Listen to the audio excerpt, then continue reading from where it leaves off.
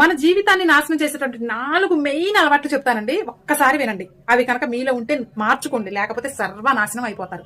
అందులో నెంబర్ 1, మనకి కోపం వచ్చినప్పుడు మన నోటిని, మన బిహేవియర్ ని మన కంట్రోల్లో ఉంచుకోవాలి. ఉండదు, మనకి ఈగో ఎక్కువ కదా.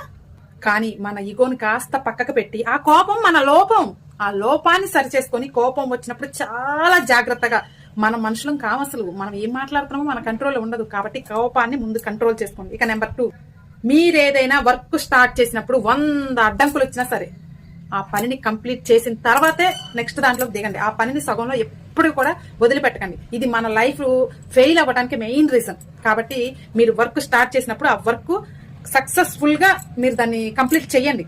ఇక నెంబర్ 3, మీరు సంపాదించినటువంటి డబ్బుని కేవలం అవసరాలకి మాత్రమే వాడండి. ఫ్యూచర్ లో చాలా యూజ్ అవుతుంది ఇది. మిగతాది సేవ్ చేయండి. అనవసరంగా విచ్చలవిడిగా ఖర్చు